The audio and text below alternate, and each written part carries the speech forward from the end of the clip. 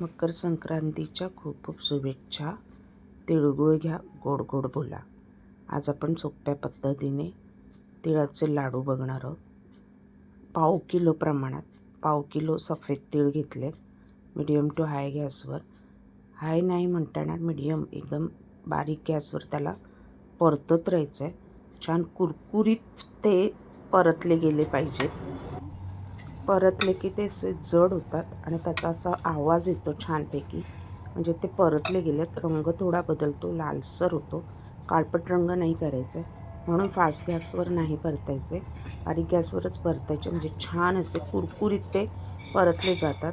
कुरकुरीत तिळाचे लाडू खाताना असे दाताखाली असे क्रंची आणि छान चव पण चांगली येते.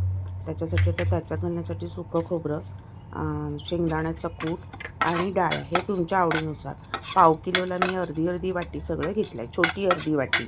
ते कमी जास्त किती हवं तसं तुम्ही घेऊ शकता, जास्त पण घेऊ नका, म्हणजे लाडू वळताना कधी कधी मग तो वाकडा तिकडा होतो. थोडे थोडे प्रमाणात तुम्ही आवडीनुसार याच्यात अक्रोड वगैरे पण घालू शकता. आता पाक कसा बनवायचा, झटपट होतात हे लाडू. 1 चमचे तुपामध्ये 1/2 किलो तीळ आहे, तर मी साधारण 150 ग्रॅम चिकीचा गूळ घेतला आहे आणि 50 ग्रॅम साधं गूळ घेतलं आहे. म्हणजे 200 ग्रॅम गूळ घेतला आहे. म्हणजे अति गोड पण होत नाहीत आणि मऊ पण होतात लाडू, कडकडीत खडकडीत होत नाहीत. एकदम कडकडक बाहेर विकत मिळतात ते दाताखाली घेतल्यावर एकदम कडक असतात, तर हे तसं होत नाही. त्यामुळे 150 ग्रॅम साधं गूळ आणि 150 ग्रॅम चिकीचं गूळ आणि 50 ग्रॅम साधं गूळ. आणि याच्यात पाणी वगैरे काही घालायचं नाही. बारीक गॅसवरतीच हे छान असं मेल्ट करून घ्यायचं आहे आणि ह्याच्यातला कच्चेपणा गुळाचा घालवून टाकायचा आहे. कच्चेपणा राहिला ना तर ते लाडूला ती चव येत नाही, ते कच्च्या गुळाची एक चव येते. आता हे कसं ओळखायचं आपलं गुळाचा पाक परफेक्ट तयार झाला आहे, तर पहिलं मी बारीक गॅसवर सगळं गूळ वितळवून घेते. साधं मी ऑर्गॅनिक गूळ वापरलं आहे, काळंवालं, त्यामुळे थोडंसं ते काळपट दिसेल, म्हणजे brown colour, dark brown colour. आणि आता गूळ चांगलं मेल्ट झालं की त्याला ना बुडबुडे येतात. बुडबुडे आल्या आल्या हाताने चेक करायचं बोटाने, असं पाक घेऊन एक तार येते का, एक तार आल्या आल्या गॅस बंद करायचं आहे. आता मी हे गूळ वितळू दे, दाखवते.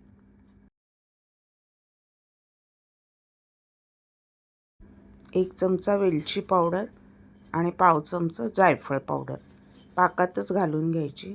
त्याचा खमंग असा सुवास छान लाडवाला येतो.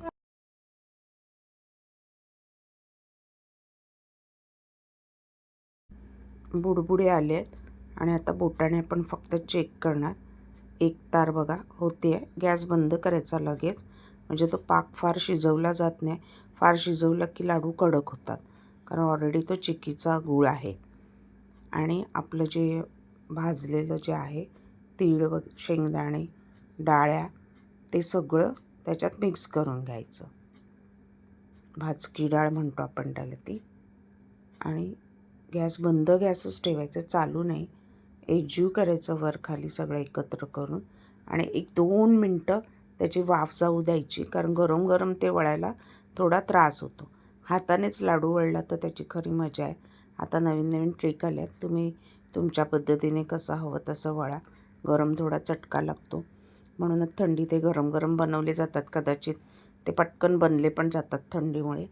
हाताला तूप लावून ते वळायचे आहेत आपल्याला.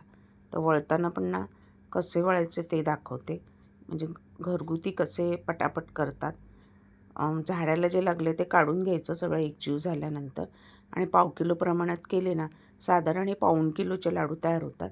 तर ते झटपट होतात, वळायलाही सोपे असतात.